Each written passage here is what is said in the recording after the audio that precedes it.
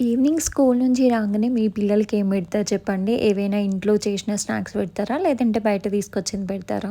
నేనైతే మాక్సిమం ఇంట్లోనే ప్రిపేర్ చేసుకొని పెట్టుకుంటా. దీనా వచ్చే ఒక హాఫ్ అన్ అవర్ ముందు అలా ప్రిపేర్ చేస్తాననమాట. ఈరోజైతే నేను పుట్నాల పప్పుతో మంచిగా బెల్లం వేసి లడ్డు చేస్తున్నా. ప్రిపరేషన్ చూసేద్దాం. బెల్లం ఒక కప్పు తీసుకుంటే పుట్నాల పప్పు 2 కప్స్ తీసుకోవాలన్నమాట. సో చాలా ఈజీ ప్రాసెస్ అండి. బెల్లం ఇట్లా మంచిగా ముద్దలాగా పాకం వచ్చేలాగా చేసుకోవాలి. చేసుకున్నాక ఈ పుట్నాల పప్పు అందులో వేసుకోవాలి. బట్ ఇది చెయ్యడం చాలా ఈజీ కానీ దాన్ని రౌండ్స్ చేసుకోవడం చాలా చాలా కష్టం. అసలు చాలా చూసుకొని చేయాలన్నమాట.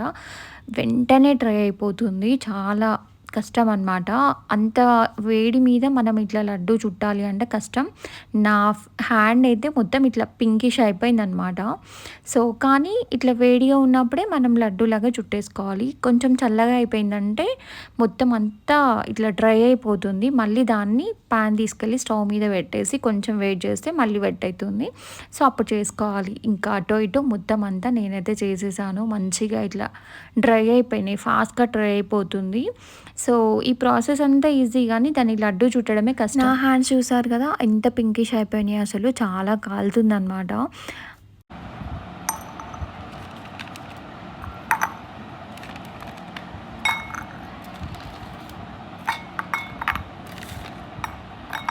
ఈ పుట్నాల పప్పు లడ్డు అయితే చాలా హెల్తీ అండి. పుట్నాల పప్పులో ప్రోటీన్ ఉంటుంది. ప్లస్ బెల్లంలో ఐరన్ ఉంటుంది కాబట్టి పిల్లలకైనా పెద్దవాళ్ళకైనా చాలామందికి మంచి హెల్తీ ఫుడ్ కాబట్టి సో ఈవినింగ్ స్నాక్స్ లాగా ఇట్లా చేసుకొని తినండి. ఎవరైనా డైట్‌లో ఉన్న వాళ్ళు కూడా ఈవినింగ్ మంచిగా 1 ఆర్ 2 లడ్డూస్ అట్లా తినొచ్చు. చాలా హెల్తీ. పిల్లలకి రెగ్యులర్‌గా పెడుతూ ఉండండి. మంచిగా ఐరన్ ఇంకా ప్రోటీన్ అందుతుంది.